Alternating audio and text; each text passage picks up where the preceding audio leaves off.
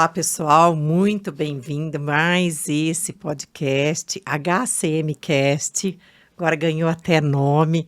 Hoje nós estamos aqui com um amigo querido que a radiologia sempre traz, né? Alguns amigos assim que é fantástico. E a gente se encontra e conversa muito em congresso, né? Porque no dia a dia fica meio complicado. E toda vez que a gente conversa, a gente sempre tem grandes ideias. E eu trouxe ele aqui e para variar, uma das coisas que eu faço é: quem é você? Se apresente, porque assim, uma coisa é eu chegar aqui e falar, ai, faz isso, faz aquilo. Outra coisa é você. Quem é você, Felício? E o que te trouxe aqui até hoje? Bom, obrigado pelo convite, Elza, uma honra. Os colegas que estão frequentando o podcast são de altíssimo nível, então para mim é uma honra estar aqui. Quem é o Felício? Felício é um cirurgião dentista, né, que gosta muito da área de tecnologia. Uma coisa que pouca gente sabe, eu estava em dúvida se eu prestava física ou odontologia.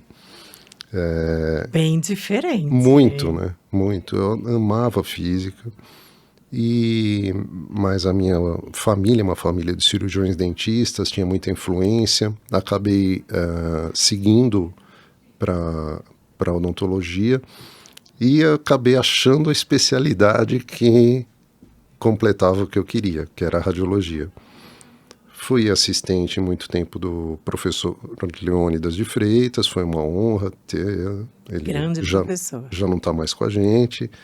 E aí saí da vida acadêmica e toquei a vida clínica, tenho uma clínica de radiologia, e a gente se encontra muito nos congressos. A radiologia, até pouco tempo atrás, era uma especialidade era uma especialidade de porão, né? Escondida. E aí, depois da ortodontia, ela ganhou vida e nos últimos anos ganhou destaque até e cresceu muito, né? Muitos colegas, mas a gente se encontra nos eventos e tal. E é uma turma muito bacana, traz muitos amigos como a gente aqui, que a gente sempre fica filosofando, né, nos congressos, Elza. Muito obrigado. Então, vamos lá. Se a gente falar... uma das coisas que a gente tem tocado muito, todos esses episódios e a série de lives que a gente tem feito, por quê? Porque a gente preza muito, e inclusive quem patrocina que está patrocinando esses eventos é o treinamento HCM. Por quê? A gente até conversava, porque a gente sente e a gente vê pela receptividade que a gente tem, que o pessoal sente a necessidade de ter uma linkagem com a prática. E, na verdade, os treinamentos que a gente faz é tudo linkando com a prática. Porque uma coisa é quando você está lá fazendo pós ou fazendo a graduação, que você tem a parte teórica, né? E aí chega aqui, como é que a gente junta tudo isso? Então, patrocínio do treinamento HCM é justamente para a gente trazer isso. E por que a gente traz nomes e pessoas como você? Para estar mostrando para eles que a radiologia tem várias facetas e ela tem várias visões. E o que nós vamos discorrer hoje aqui é, na sua visão, a odontologia de quando você entrou na faculdade, quando você começou a trabalhar até hoje, o que você espera ela no futuro. Então, nós vamos navegar mais ou menos por isso. E aí eu te pergunto, o que você, quando entrou na faculdade, qual que era a visão que você tinha, não só da odontologia, mas do radiodiagnóstico? Como é que era a sua ideia naquela época? Bem, eu acho que eu entrei muito jovem, né? Eu saí do colégio, não consegui uma faculdade pública, mas entrei numa particular e resolvi fazer. Comecei muito jovem. As matérias básicas me encantavam um pouco, anatomia, biologia e tal. E, para te ser sincero, conhecia um pouco do dia a dia do cirurgião dentista. A ortodontia me atraía, acho que talvez pelas mecânicas, né? Mas aí eu fui descobrindo as especialidades. Eu acho que poucos jovens que entram num curso superior hoje sabem exatamente como é o dia a dia daquela profissão, né? E isso aconteceu comigo. E aí fui descobrindo as especialidades, gostei muito de cirurgia, mas a radiologia realmente me atraiu, né? Era fantástico, né? A física das radiações era uma coisa fantástica e era muito forte no nosso curso, né? E como eu disse, né? Ela era meio assim, meio segundo plano, né? Aí ela veio vindo, mas sim. Só que aí você veio vindo, você fez a Tá, radiologia e chegou hoje. O que você está vendo hoje, do que você viu lá atrás quando você começou? sim. O que que você, o que que mais te chama atenção?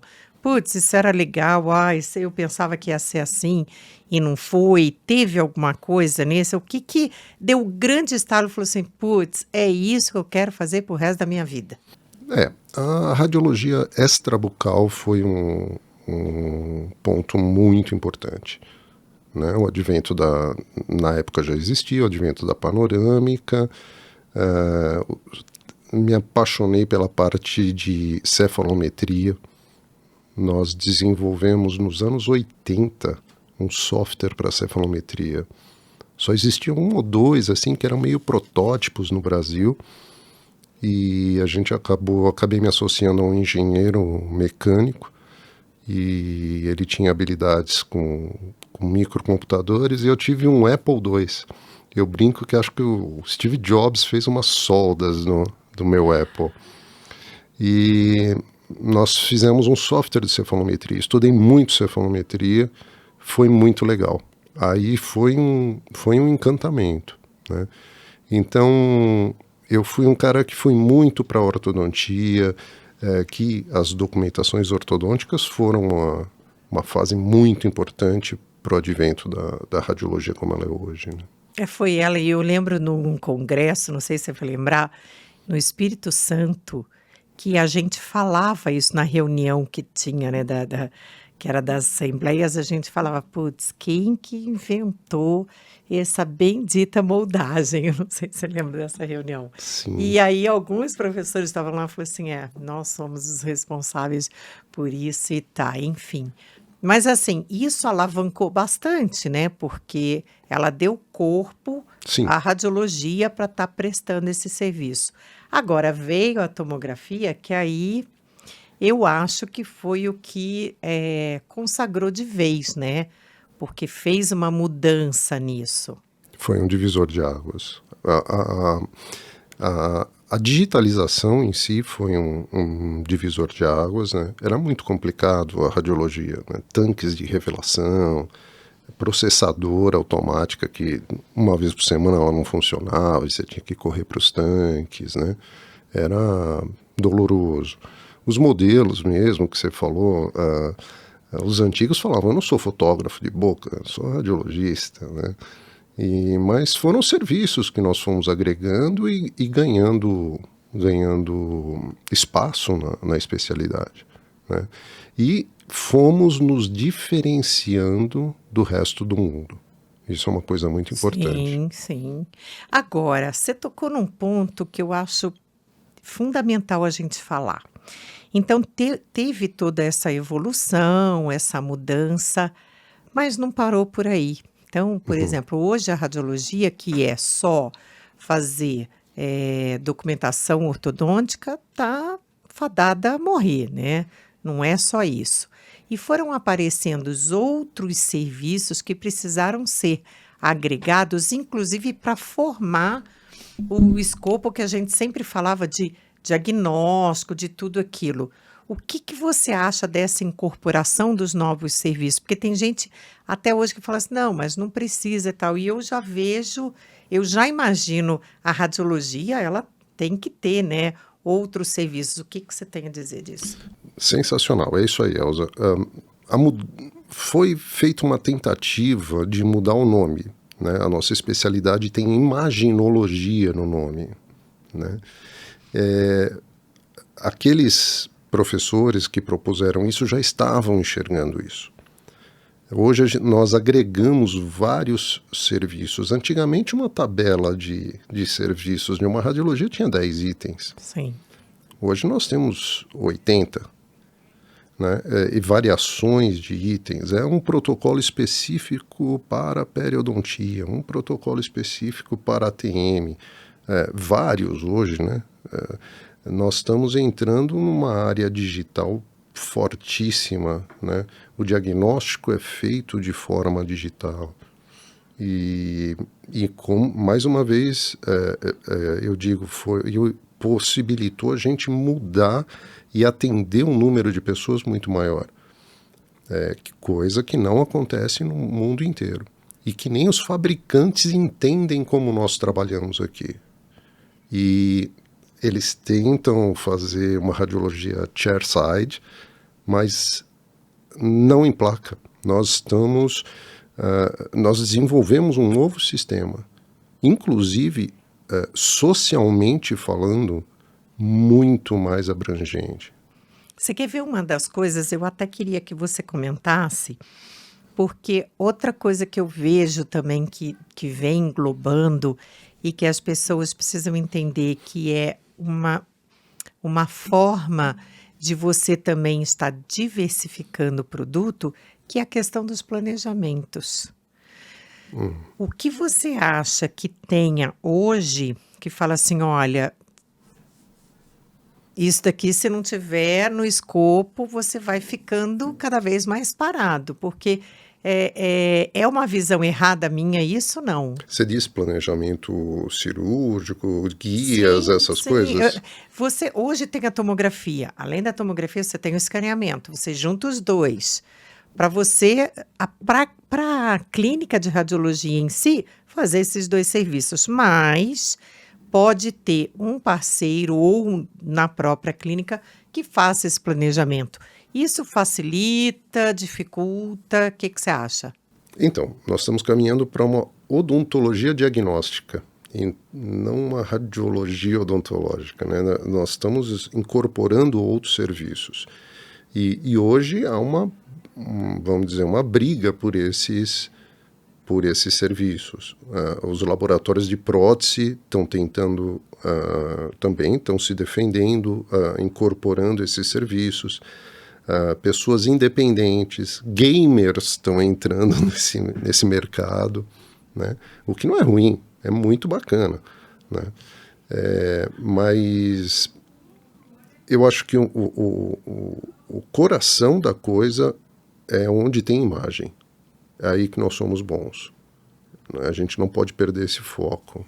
Agora, se a gente imaginar que um outro ponto que também seria muito interessante se fosse um anexo da radiologia, a questão da patologia, no sentido da histologia.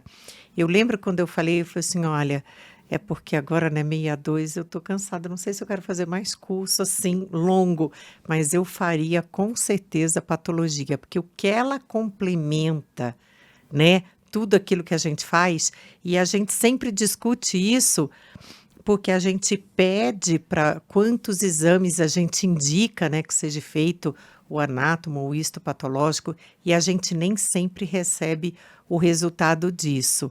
E é aquela eterna briga, né? Lixo de dentista, anatopatológico igual medicina. E é difícil da gente emplacar. Mas tudo tem a ver com isso, né? Total. É uma das perguntas que eu faço nos meus cursos, quando eu atinjo palestras para profissionais de outras áreas, né? Eu estava fazendo algumas aulas para um pessoal de Hoff, e é uma das perguntas que eu faço. Quando você tem um material, você manda para análise 100% dos casos. E não tem 100%. Nossa, acho que se chegar Baixíssimo. a 10 já é muito, eu acho. O pessoal fala, não, mando, mas não manda. A gente Né? vê isso. E muitas vezes não é por má vontade, é talvez por falta de hábito, desconhecimento, não tem um laboratório que esteja no jeito, né? Então, a radiologia pode ser um braço. Já aconteceu algumas iniciativas, acho que em São Paulo. Né? Existem algumas.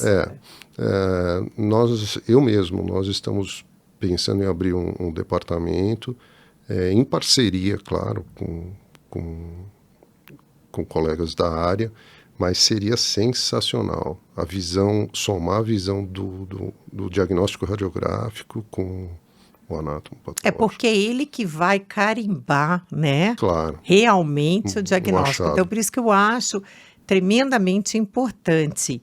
E a gente não vê muito esse movimento, mas a gente está aqui para fomentar esse movimento. Então, vamos lá, embora para isso. Quando a gente pega hoje, a gente vê a odontologia como ela está. O que você tem na sua cabeça? Putz, isso melhorou, isso piorou? Qual que é a ideia que você tem no presente de como nós estamos hoje? A gente já falou sobre isso, né? É muito, muito, muito, uma questão muito delicada, dá para fazer 3 podcasts a respeito, né? Bem, o ensino, não por incapacidade dos professores, mas pelo mercado, né? Houve uma decisão política de liberar o número de universidades, de faculdades de odontologia no Brasil, né? Coisa que vem lá do tempo do Fernando Henrique, né?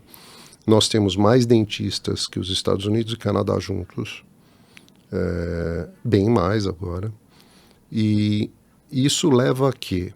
Leva a faculdades competindo por aluno, né? E pegando aluno literalmente na calçada.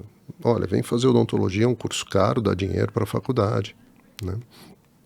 Muito bem. O que isso leva? Esse aluno tem que passar de ano. E é claro que quem lá atrás derrubou 50 candidatos para entrar numa vaga numa faculdade particular, ou 80, 90 para entrar numa federal, numa estadual, ele tem uma base de química, de física, das matérias básicas, de português, para inglês, para ler um livro, um artigo, né? Melhor. Ele era um profissional melhor formado. O professor podia exigir mais, né? Hoje ele tem que exigir menos. Então hoje, mas enfim, nós formamos uma garotada que a maioria tem ciência das suas limitações, que não tem um domínio completo. Eles são, cá entre nós, são tapadores de buracos, né? Eles sabem fazer uma restauração, dominam alguma coisinha ou outra, mas não têm, na minha opinião, eles não poderiam ter habilitação para fazer determinados procedimentos, como era possível no passado. O profissional do passado, ele ia enfrentar sozinho uma cidade no interior de um estado. Hoje não. Hoje ele pode chamar um especialista, indicar, enfim. Então, o que a gente precisaria era se adequar a essa realidade. Olha, você vai sair capacitado a fazer isso, isso, isso. Ah, mas eu quero fazer terceiro molar. Vai ser capacitado. Ah, mas eu quero fazer harmonização. Vai fazer uma pós-graduação de harmonização e não um curso de fim de semana. Então, politicamente, seria uma decisão muito difícil, mas a gente teria que colocar limites. E isso é muito difícil, né? Porque interfere em leis, né? E como ontem até foi falado, ele também interfere nos pagadores que são os convênios. Sim. Porque, na verdade, o que interessa para o convênio é o valor, né? Quanto mais dentista, mais baixa é a remuneração e assim vai. E sai do foco aquilo que desde que nós entramos na faculdade a gente escutava, que era o paciente o centro das atenções. Sim. Né? E hoje a gente não vê muito mais isso aí. Mas olha o paradoxo, né? Por exemplo, a radiologia. Quando eu era mais jovem, eu reclamava que a radiologia cobrava muito barato pelos procedimentos. E isso, sobrava pouco, a gente tinha que atender muito. Mas eu acho que eu já comentei isso com você num dia num bate-papo. Em função disso, aquele garoto ou aquele senhor que tem um aumento de volume no interior do Mato Grosso consegue fazer uma panorâmica lá a preço de uma quentinha. Na Alemanha, na Itália, nos Estados Unidos, ele não consegue.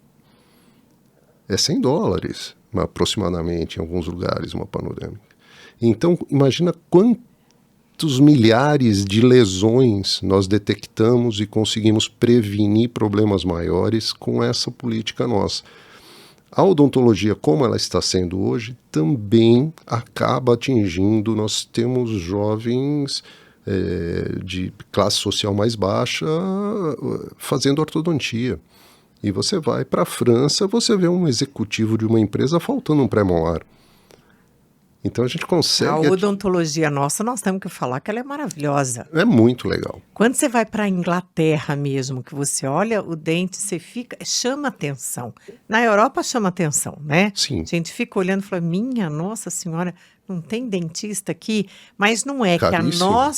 que a nossa visão de estética também é outra, né? Agora lá o pessoal Somos liga movidos aqui, então, regional. É. E para onde a gente vai?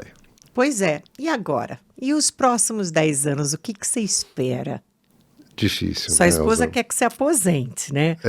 Mas nós não vamos aposentar porque a gente gosta do que faz. Não, talvez a gente mude, né? Mude um pouco, vá para o ensino, vá passar um pouco dessa experiência para os jovens que estão vindo, né? Mas o que vem por aí, né? Qualquer mudança muito forte impacta em coisas que a gente nem imagina, né?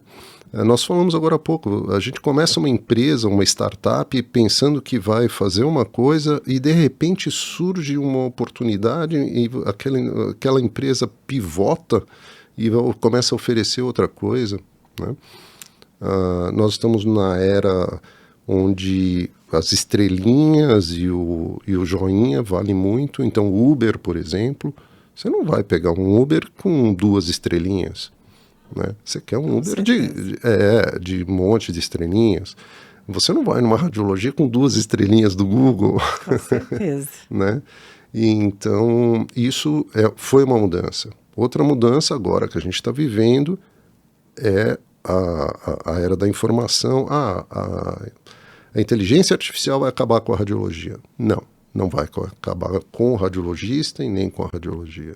Mas ela está aí, Sim. trazendo muita coisa boa para a gente, porque ela vai pegar serviços que antes a gente ficava, né? Igual ficar segurando a rosca e outro apertando o parafuso. Não, isso daí não vai ter mais, porque essa parte de trabalho ela vai fazer. Mas sempre vai ter a gente balizando e melhorando aquela informação para ela ir melhor e para a gente diminuir esse serviço. Mas tem tantos outros aí.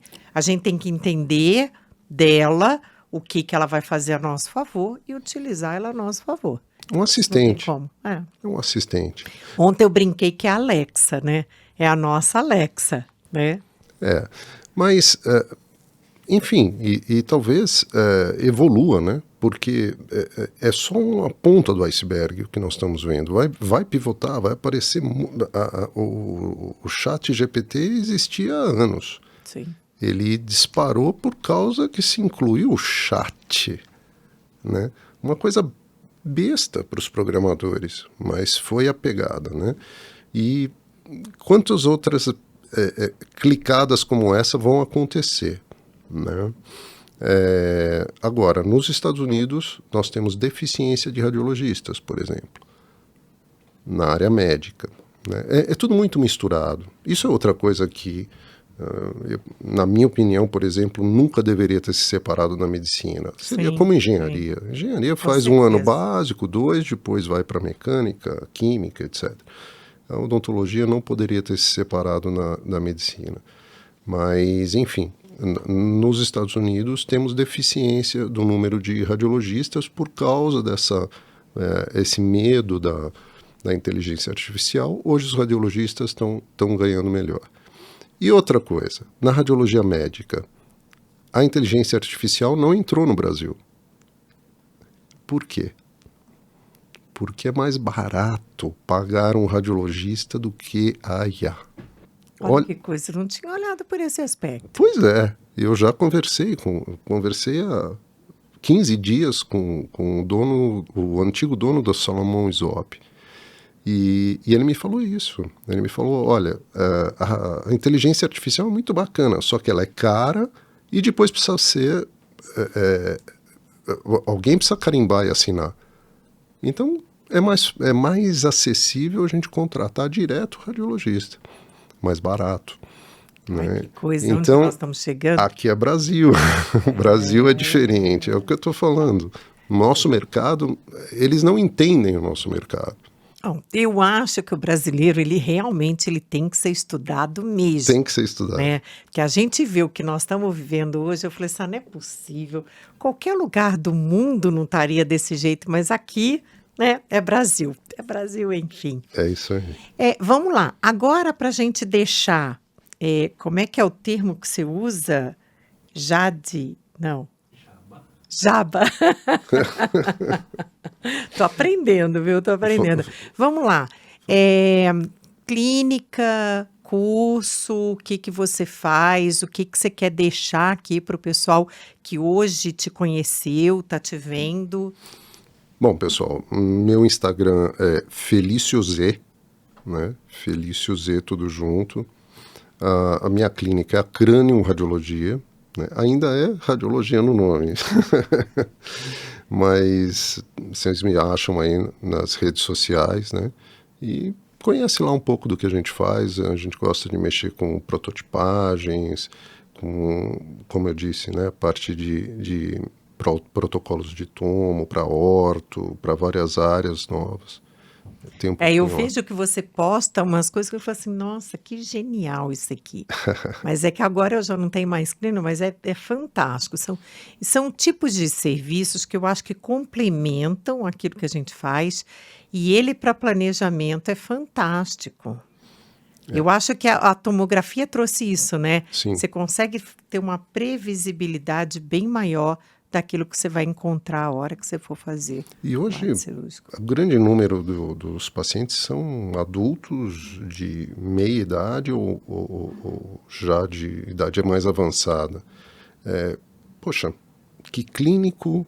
Vamos falar de uma reabilitação que precisa de orto, precisa de pério e de prótese e de estética no final. Todo mundo quer sair com uma boca global, né? Quem que, poxa, em sã consciência vai colocar a mão numa boca dessa sem dar uma olhadinha numa TM, sem dar uma olhada nas estruturas, né? Uma tomografia é fundamental. E nós temos que estar preparados para dar esse parecer médico sobre o paciente, não só olhar raiz e crista óssea, né? Como é que estão as vias aéreas, como é que está essa articulação, como é que estão essas assimetrias nesse caso, inclinação de planos. É bem além do que a gente está acostumado nos nossos cursos. E, inclusive, isso daí, quantos achados a gente tem, porque às vezes é uma coisa de rotina, pediu para fazer uma coisa, a hora que você vê, falou, opa, não é bem por aí. É uma análise mais funcional, né, Elza? E a gente tem que perder esse medo de dar opinião. Você pode ver o laudo médico, lá no final tem opinião. Alguns colegas meus que acho que passaram por aqui têm horror a isso, mas eu tenho emitido opinião. Nosso colega quer isso da gente.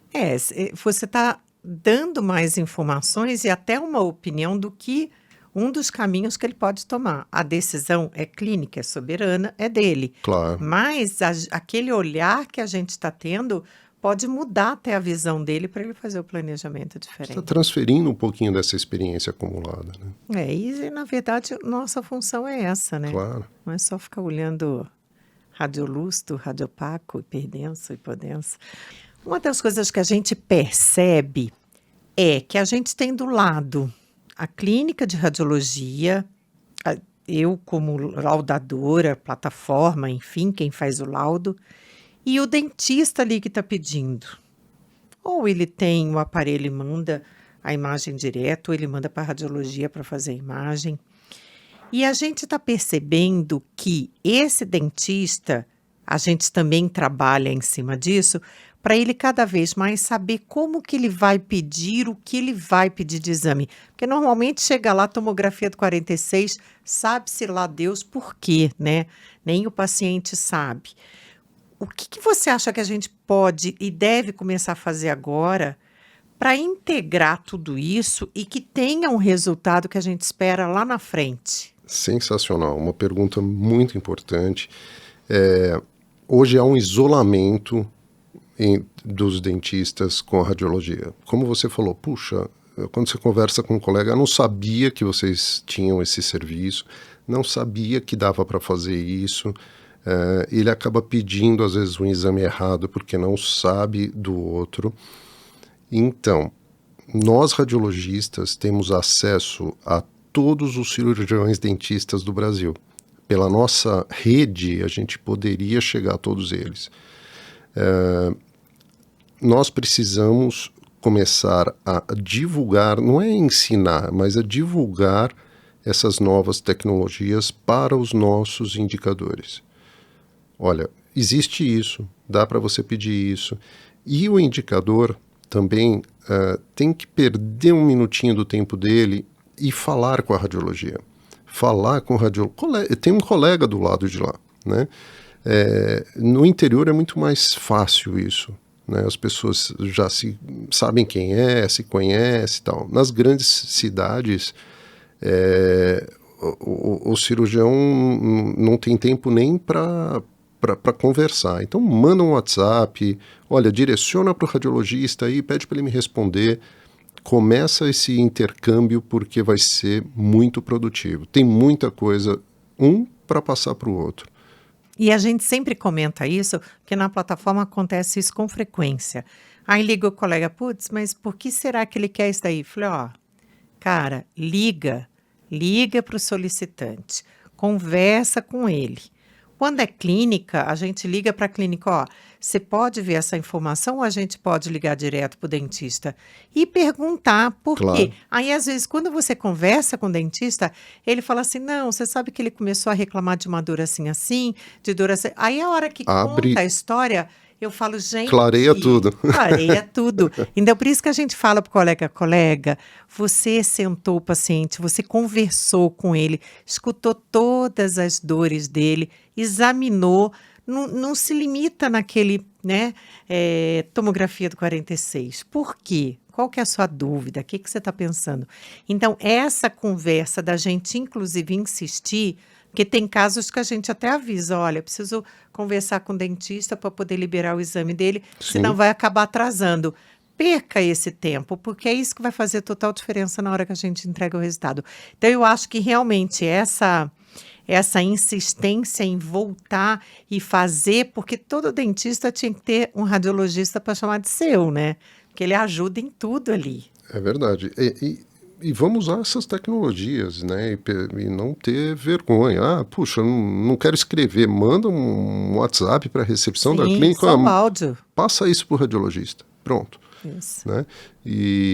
Ou, se tiver a possibilidade, passa lá, bate um papo. A primeira vez, depois vai ser muito mais fácil a integração. Né? Não, e depois desse primeiro bate-papo, o próprio colega já vai ver o que facilitou e aí vai fluindo. Porque médico é assim, né? Sim.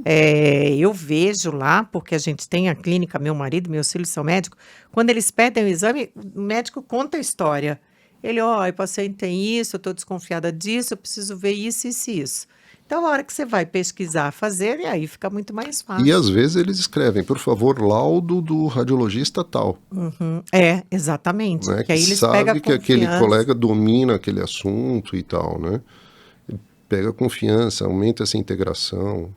Isso é fantástico. Fundamental, e nós podemos fazer isso. A gente tem essa capilaridade. Facilidade de fazer. Exato. Fantástico. Maravilha. Ainda temos aí as novas tecnologias, que é ultrassom que vem vindo, ressonância, que a gente está cada vez vendo mais. Próximos. Então, assim, eu acho que a gente tem um campo muito grande e a gente tem muito serviço para estar fazendo. você vai voltar, porque nós vamos falar ainda de mais coisas sobre isso. Depois a gente vai colocar isso lá no podcast, a gente vai estar colocando isso. Quem não segue, siga lá no Instagram, porque tem umas coisas bem legais que pode também, você que tem clínica, ou você que indica sempre para algum lugar, saber os serviços. Putz, legal, eu também posso fazer isso. Isso aí é muito, muito importante. E agradecer demais você estar aqui, poder, né, abrir sua agenda para estar aqui com a gente, fazendo Um prazer, esse uma podcast, honra. e vamos ainda fazer outros. Se Deus quiser. Obrigado do brinde. Eu que agradeço. E é você que ainda não se inscreveu, se inscreve lá no nosso canal, dá uma olhada no treinamento, veja as oportunidades, o que nós vamos estar trazendo, porque inclusive nós, nesse treinamento, tem um participante, tem internacional. Então, assim, a gente traz para todo mundo crescer. Bora Uma lá iniciativa aprender. sensacional. Parabéns, Elza. Obrigada Muito legal mesmo. mesmo. Pessoal, até a próxima. Obrigado.